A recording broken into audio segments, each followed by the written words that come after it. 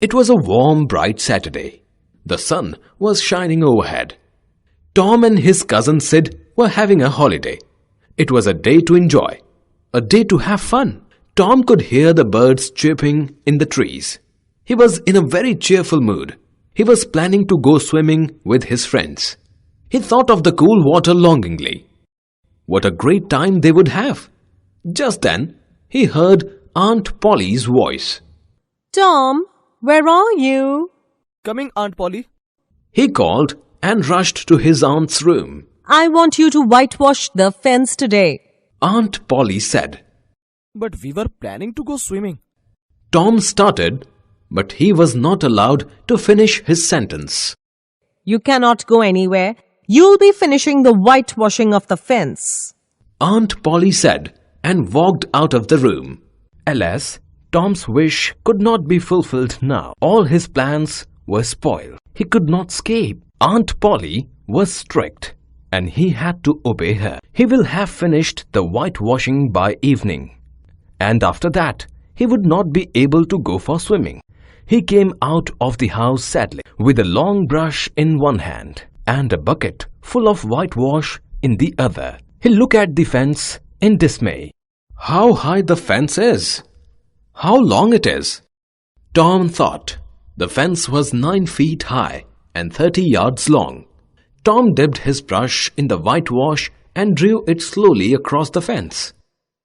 It made a small white mark.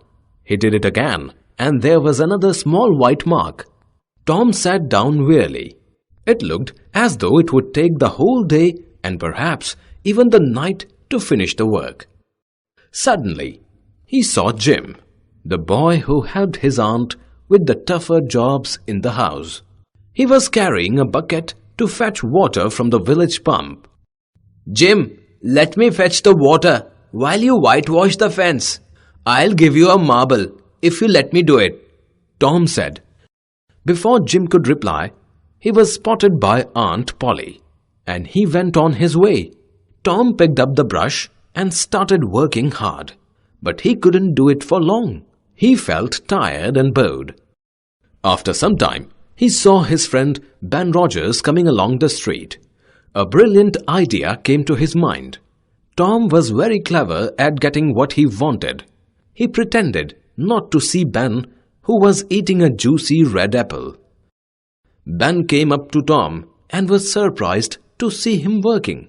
I'm going for a swim, but you can't come, can you? You are working. There was a look of pity on Ben's face. This isn't work, Tom said. Whitewashing is fun. You've never whitewashed a fence, have you? No, I haven't. Let me whitewash a little, Tom. Oh no, I have promised Aunt Polly that I'll do it myself. She won't trust anyone else to do it. Sid wanted to do it, but she would not allow him. I shan't make a mistake. I'll be very careful. Here, you can take my apple, if you like.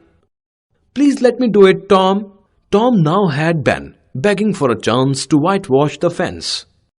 Slowly and unwillingly, Tom handed the brush to Ben and sat down to eat the delicious apple while his friend worked in the hot sun. Soon other boys came along with their offerings.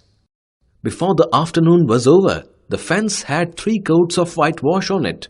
Tom was the owner of 12 marbles, a tin solder, a key, a dog's collar, the handle of a knife, and 4 segments of an orange. He had cleverly got what he wanted by pretending to enjoy the work he was doing. Needless to say, Aunt Polly was delighted to see the fence looking so spotlessly white. She couldn't believe Tom had whitewashed the fence all by himself. She gave him a big apple to eat.